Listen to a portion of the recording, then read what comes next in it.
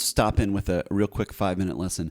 As always, this series is about actual questions I get from actual students within, like the week generally. So one that's come up this week is about power chords. And, we were chatting about this idea of power chords really within the context of an AC/DC song. So many AC/DC songs have these great sounding power chords, but they're not this power chord.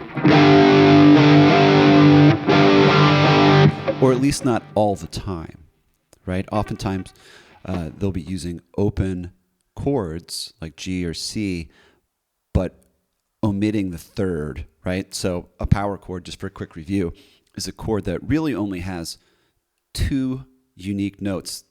We might be playing more than two strings for sure. We're just doubling some of the notes. So a power chord is traditionally just the root and the fifth. Sometimes you'll see this written as, a letter. So like C and then 5, or G and then 5. So what this is telling us is that there's really just the root and the fifth in this chord. It's a cool sound. It's big, strong, perfect for rock and roll. But this thing with just this root-based approach on these bottom 2 or bottom 3 strings, which is awesome, by the way. It's killer, big, strong sound. Or a similar idea, root-based power chord on strings 3, 4, and 5.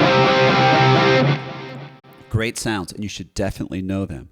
However, that's not the only way to play power chords. I feel like this doesn't get talked about enough for some reason, especially with beginning guitar players. Okay, so check this out. One really nice way to play power chords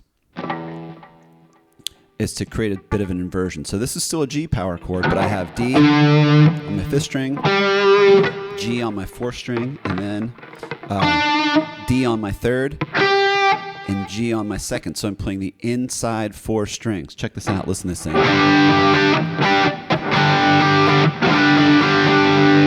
Okay, now compare that with, kind of the standard or basic way of playing a power chord.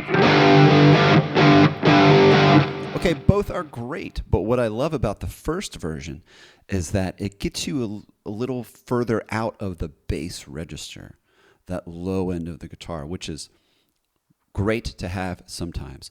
However, your bass player and or piano player, keyboard player, may really appreciate you kind of creating a little bit more sonic space in that register. You'll find that even though you're not playing as low of notes, not as low in the register as before, but this power chord actually will poke out in the mix a little bit more. You'll hear it a little bit better, right? Take a listen. And it has that great kind of open chord quality, open power chord quality you hear in so many rock songs through the 70s, late 70s. It also presents some more options. It's a little bit more flexible. So in the beginning, I was playing, kind of like a little bit of a blues boogie woogie pattern through this chord. Check this out.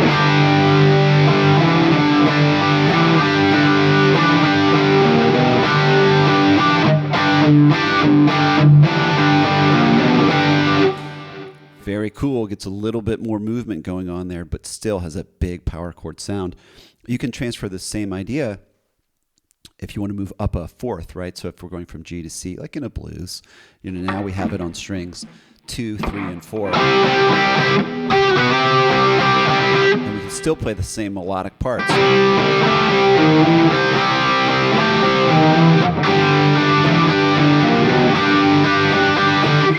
Okay, check this out. Experiment with this.